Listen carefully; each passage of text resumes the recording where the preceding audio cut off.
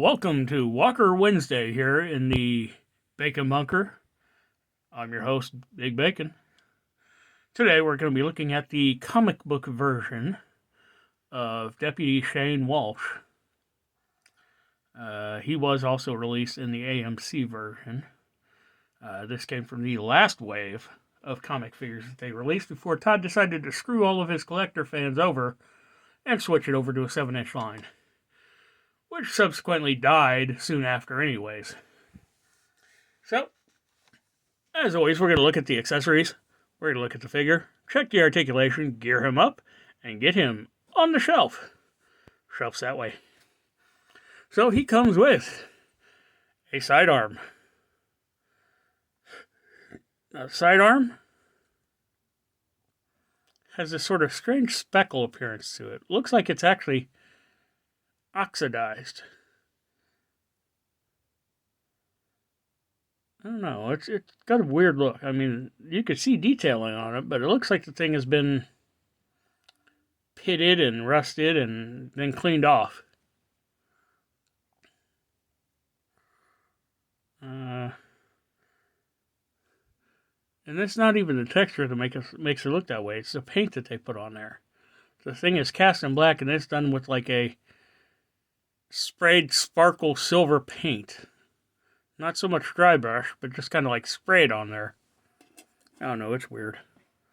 We have what appears to be a Remington pump-action shotgun.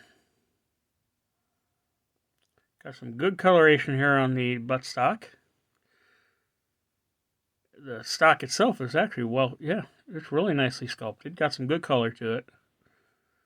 The forward slide is done in the same color. Obviously supposed to be wood. Trying to figure out why there are ejection ports on both sides, but no loading area underneath. I mean, sculpt-wise, it's obvious it's a shotgun. Color-wise, it looks good. I just think there's a couple of real-world details that would have made it better. Now onto the figure. As always, the foot... Yeah, these things do not come with foot pegs, so he's on one of the special doll stands. As far as the face sculpt goes, it is very accurate to his appearance in the comic book line.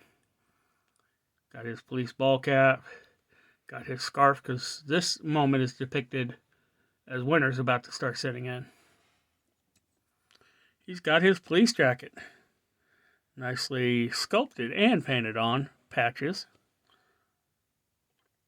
Buttons are painted in there. This one's a little bit off center of the actual sculpt. Badge is looking good. Same sculpt over here on this one. The jacket itself looks like it's got that soft brown leather look. The pants are done in the same color.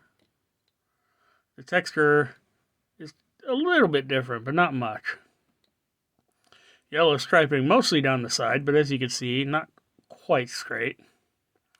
Ugly pen syndrome. Same with this side. And maybe if I straighten the legs a little bit, no, still off. Although this one's a little bit better. As you can see, some of the crevices and such down there, the paint didn't quite get into. Footwear, he's wearing just the standard tactical style boots. Articulation-wise, there's a ball joint in the head. You get no forward, no back, well, tiniest bit. A little bit of tilt and rotation. Arm hinges up to about 45 degrees. Arm does rotate all the way around. Have a single jointed elbow that goes from straight to not 90. Rotation at that elbow point. Hand rotates. Got a horizontal hinge, but let me see something. Yeah, it's one of those where the hinge faces a certain way. So if you twist the hand that way, it actually alters which way the hand hinges. The hinge is, inside the wrist and not in the actual hand. As far as waist articulation, there's none. No waist, no torso, no nothing. So there's no crunch, no twist. Got the double hinge hip, so it kicks out that far. Doesn't look good, but it kicks out that far. Kicks forward that far. Actually kicks back a little bit. Single jointed pinned knee comes up to less than 90. The foot has a little bit of hinging, but I guess a little bit of twisting, but the sculpt kind of makes it a pain in the butt. He also has this holster on this side that you can actually place the weapon into. Now the real fun is getting this peg into that hole and getting it to stay there. So it's in there for now, but it tends to not stay in there. We're going to go ahead and gear him up.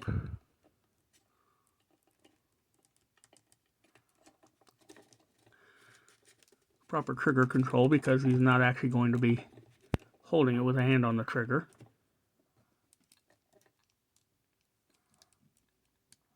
Hands are really tough, so getting it to open up takes either an act of God or Congress. And unfortunately, neither one's returning my calls. Come on, my precious. I just got to get it in there far enough to keep the fingers from closing. There we go. So there we have him. Deputy Shane Walsh. All geared up. So what do you say we move him to the shelf with Rick and all the others? And by that I mean Daryl.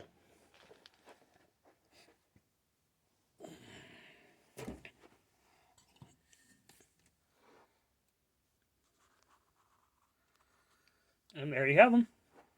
Once again, thanks for tuning in. Be sure to subscribe, like, share, comment, hit that notification bell.